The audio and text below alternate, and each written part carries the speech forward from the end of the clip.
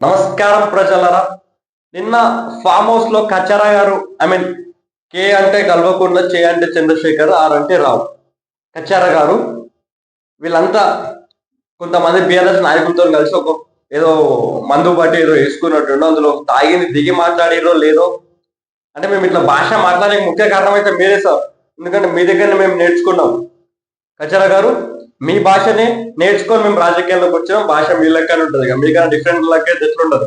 First of all మన కచరా గారు ఏమంటారంటే, కాంగ్రెస్ పార్టీ రైతు బంధు ఇస్తలేదు, దళిత బంధు ఇస్తలేదు, కరెంట్ వస్తలేదు. నమ్మితే అమాంతం మింగుతారు, మోసపోతాం. రైతు బంధుకు రామరామ అంటారు, దళిత బంధుకు జై భీమ్ అంటారు. వీళ్ళు ముంచుతారా నాయన అని చెప్పిన నేను. ఏమో మీ సంగతి ఎంతో చూద్దామని ఆయనతో వేసారు. మళ్ళీ ఇది చేసేవాడు ఇప్పుడు మళ్ళీ అదే కాంగ్రెస్ పార్టీ. అంతేనా? మళ్ళీ పాత కాంగ్రెస్ మోపోయింది, మళ్ళీ కరెంటు కోతలు మోపోయినాయి. ఎండాకాలం ఇంకేం గతి అవుతుందో మార్చి ఏప్రిల్ ఏమవుతుందో ఇంకా కరెంటు కోతలు. అయ్యా కచరా, కాంగ్రెస్ పార్టీ 2023 డిసెంబర్ అధికారంలోకి వచ్చినాక ఎండాకాలం వచ్చింది. ఆ ఎండాకాలంలో కరెంట్ ఇవ్వకపోయి ఉంటే నువ్వు తాగేదావుడికి ఏడ బతుకుంటుండేను. మీరు పొద్దున్న లేస్తే రాత్రి దాకా తాగుతారు. కరెంట్ లేకపోతే మీరు ఎట్లా బతుకుంటుండే ఫామ్ హౌస్ లా? ఇట్లా మాట్లాడే కదా 39 సీట్లు వచ్చినాక కూడా పార్లమెంట్కి వచ్చేసరికి గుండుసున్న 20% ఓట్లు రాలేవు. మాకు 2% ఓట్లు పెరిగినాయి పార్లమెంట్ లా. మీరు ఇన్ని కచరా మాటలు మాట్లాడి ఇంత దుమ్ము పోసేసా ప్రజలకు తెలుసు నిజమేంతో. సోషల్ మీడియాలో తప్ప రియాలిటీలో ఏముండదో తెలుసు.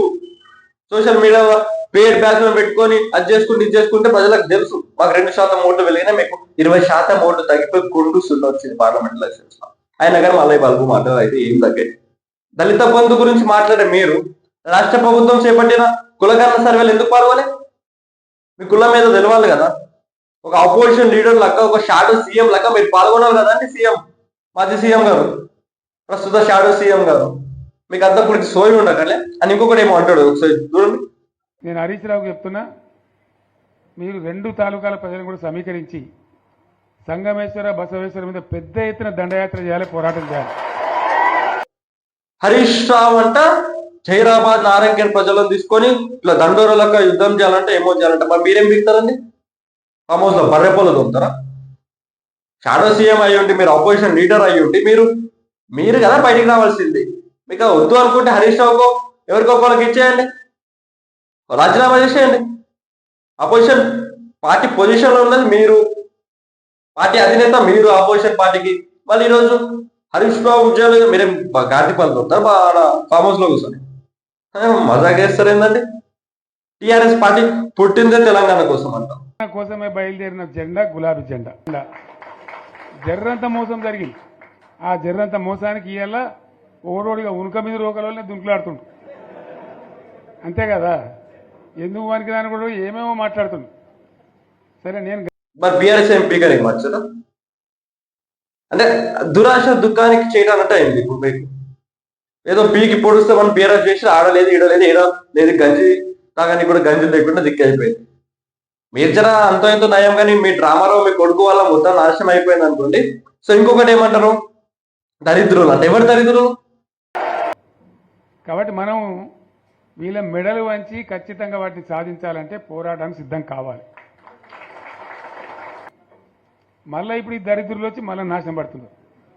అంటే తెలంగాణ 6 లక్షల కోట్లు అప్పు చేసి కాళేశ్వరంలో 1,00,000 కోట్లు దోచుకొని, మిషన్ బాయిలో 50,000 కోట్లు దోచుకొని, పేద ప్రజలకు ఒక ఉద్యోగం ఇవ్వకుండా, దళితులకు 3 ఎకరాల భూమి ఇస్తా అని చెప్పి ఇవ్వకుండా, దళితుని సీఎం చేస్తా అని చేయకుండా, మిషన్ కాకతీయ ద్వారా అవి తవ్వుతామని చెప్పి, చెరువులు తవ్వుతామని చెప్పి దానిలో కమిషన్ తొప్పి ఒక్క ఉద్యోగం వేయకుండా, ఉన్న ఖాళీగా కూడా భర్తీ చేయకుండా, కాంట్రాక్టర్లు అవి ఇవన్నీ ఆందోళనకి ఇచ్చుకుంటా ఈరోజు మా రక్తం తాగింది దరిద్రుని నువ్వు కాదా కేసీఆర్?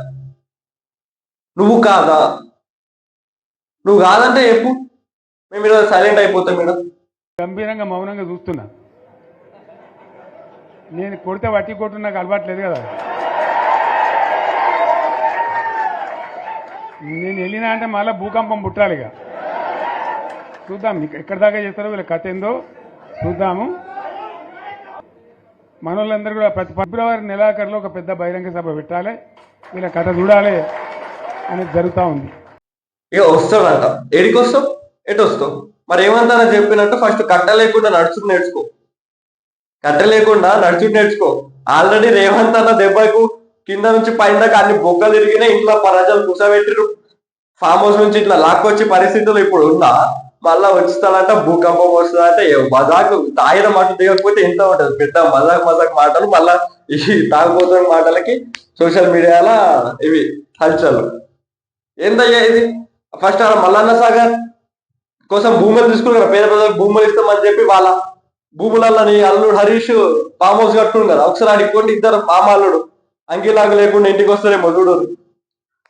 మజాక్ మాటలన్నీ మాట్లాడేసి ఇప్పటికన్నా జనాన్న సిగ్గుశరం తెచ్చుకొని ఆ 27 దాకా ఎందుకు, ఇప్పటి నుంచి జర బయటికి వచ్చి పేద ప్రజలకు ఏం కావాలి చూడు.